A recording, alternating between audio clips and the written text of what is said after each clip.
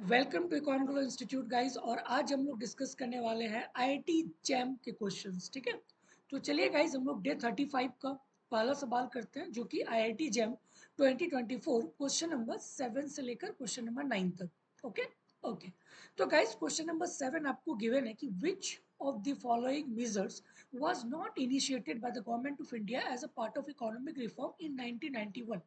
पहला ऑप्शन है कि announcement of new industrial policy. Guys अगर आपको पता हो तो इकोनॉमिक रिफॉर्म जब लाया गया था 1991 में, उसी time new industrial policy government of India ने अनाउंस किया था।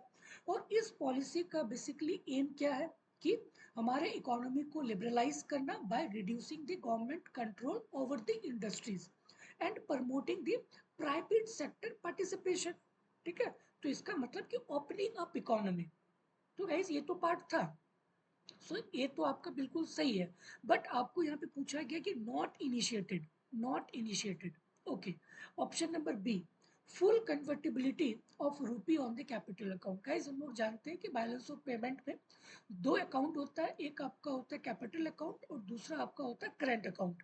तो गाइस करंट अकाउंट में तो फुल कन्वर्टिबिलिटी है, बट गाइस कैपिटल अकाउंट में अभी भी फुल कन्वर्टिबिलिटी नहीं है ऑफ रूपी का। तो गाइस ये तो था ही नहीं 1991 में। ये full convertibility of rupee on the capital account ये नहीं था, नॉट इनिशिएटेड इन 1991। ठीक है, और ये फुल कन्वर्टिबिलिटी अभी तक नहीं हुआ है कैपिटल अकाउंट में। Okay, and option number C, removal of quantitative restriction. ठीक है गाइस, ये तो था 1991 में ही तो क्वांटिटिव रिस्ट्रिक्शन था ऑन इंपोर्ट्स। ठीक है, वाज ग्रेजुअली रिमूव किया गया as a part of economic reform initiated in 1991। ठीक है, तो ये तो था, सी भी था, ए भी था, और option number D, guideline for investment by FIIs in the capital market. ठीक है, तो गाइस ये भी था जो कि इनिशिएटेड किया गया था 1991 में। 1991 में this is also a part of 1991 reform. Basically government ने इंट्रोड्यूस किया था guideline to allow the FIIs to invest in India capital market, India's capital market. Okay, so basically this main aim was attracting the foreign capital, improving the market liquidity and boosting the investor confidence in the Indian economy. ठीक है, तो guys ये option number A, option number C and option number D, ये आपका तीनों जो है economic reform 1991 का पार्ट था। बट ये फुल कन्वर्टिबिलिटी आपका नहीं है और आपको वही पूछा गया कि नॉट इनिशिएटेड। तो आपका जो करेक्ट ऑप्शन है that is B. Correct option क्या होगा? B. Okay okay, question number 8, suppose nominal GDP equals 1000 unit and money supply equals 250 units. Based on the quantity theory of money, the velocity of money equals to what? 40, 4 and C and D. Okay, तो guys आपको यहाँ पे hint भी given है। Hint क्या है कि based on the quantity theory of money, और हम लोग जानते हैं क्वांटिटी थ्योरी ऑफ मनी क्या होता है, that is M V is equal to P Y. M V is equal to P Y. M आपका क्या होता है? Money supply. वी आपका क्या होता है? Velocity of money.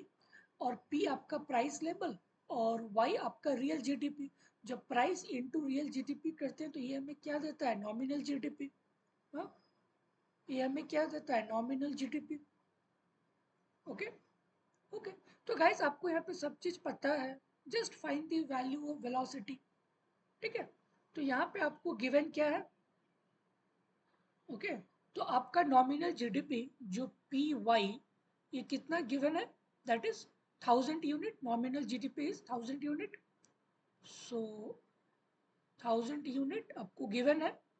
ओके, और money supply, money supply 250। Money supply that is M, आपको पता है 250 यूनिट्स। ओके, और आपको पूछा गया कि what will be the velocity. Okay, और हम लोग क्वांटिटी थ्योरी ऑफ मनी हमें पता है कि M V is equal to P Y.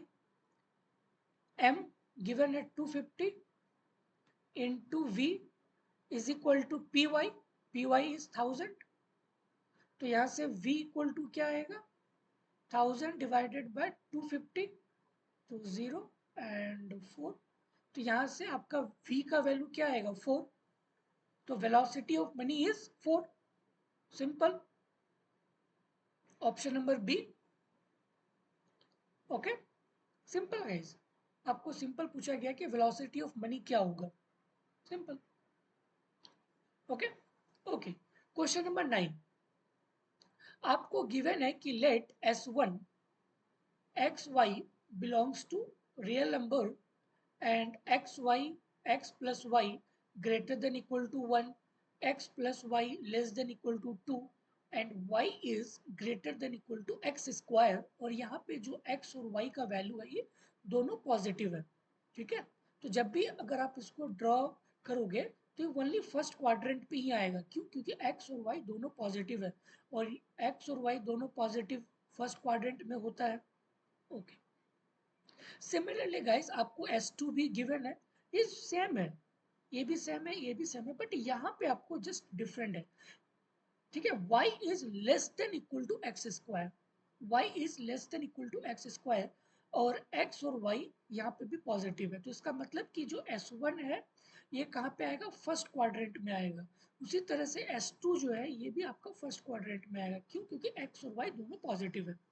Okay okay, then which of the following is correct?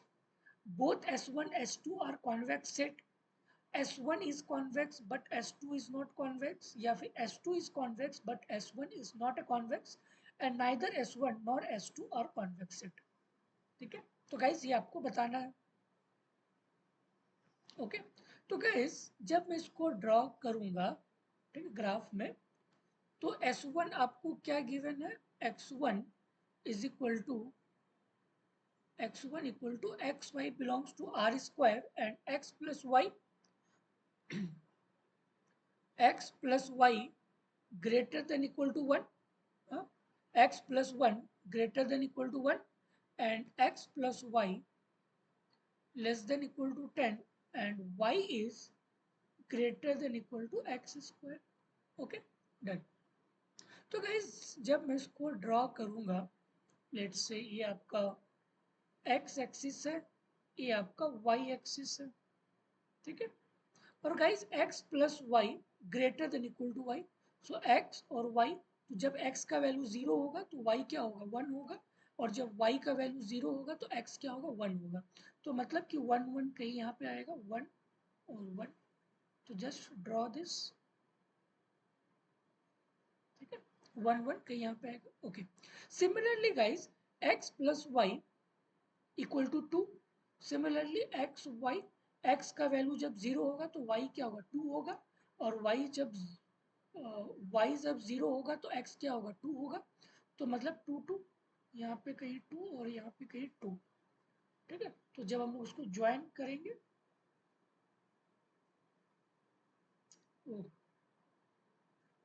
ठीक है, तो guys just join this line and,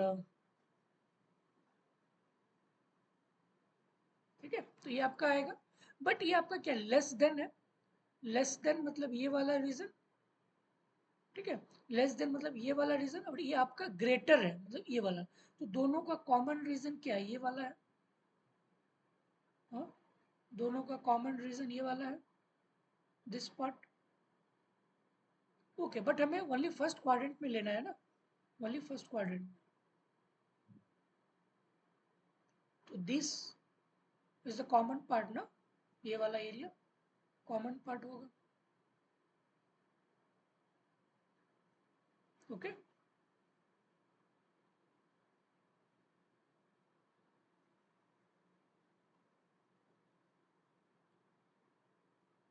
okay, और गाइस आपको गिवन क्या है कि y is greater than equal to x square, y is greater than equal to x square, तो जब हम उसका ग्राफ बनाएंगे एक्स स्क्वायर वाला, तो कुछ इस प्रकार का आएगा,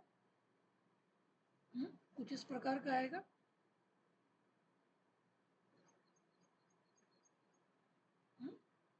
गाइस यहाँ पे ग्राफ की लाइक मेरा पेन टैब जो है थोड़ी सी फ्लेक्सिबल हो रही है, तो आप यहाँ पे कुछ सिंपल पैराबोला ओके, तो कुछ इस प्रकार का आएगा। ओके, तो गाइस अगर मैं ये तीनों के इंटरसेक्शन लूं, तो ये तीनों का इंटरसेक्शन आपका ये वाला रीजन आएगा, दिस रीजन। ये आपका क्या है, S1 गिवन है, दिस सेट इज S1, ये आपको गिवन है कि S1।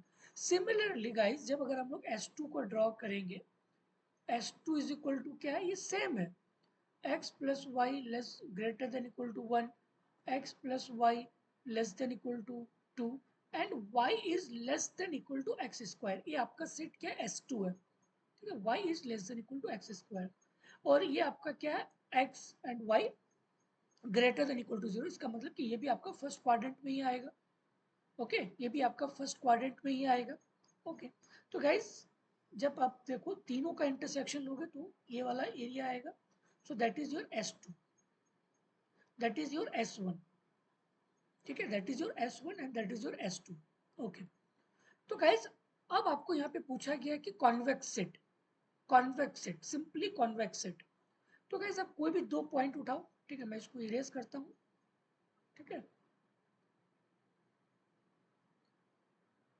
ये वाला पार्ट आपका क्या है, S1 है, ठीक है, ये वाला पार्ट आपका S1 है और ये नीचे वाला S2 है। मैं इसको डिफरेंट कलर से गाइस लेता हूँ, and this is your S2,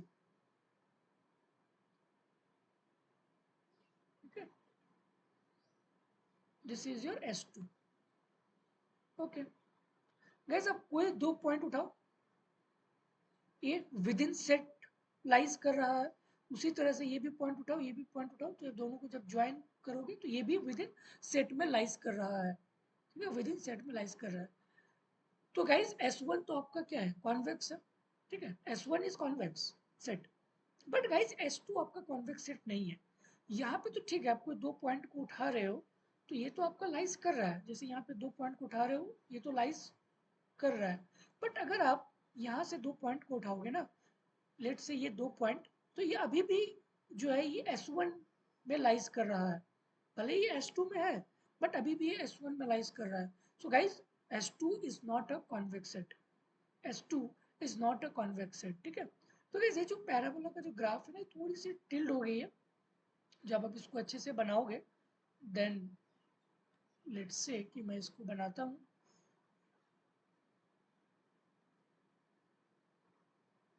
okay, तो गाइज आप कोई भी दो पॉइंट को लो, यहाँ से एंड यहाँ से, तो ये तो आपका S1 में लाइज कर रहा है ना, बट ये S2 में भी है, बट ये S2 में भी है।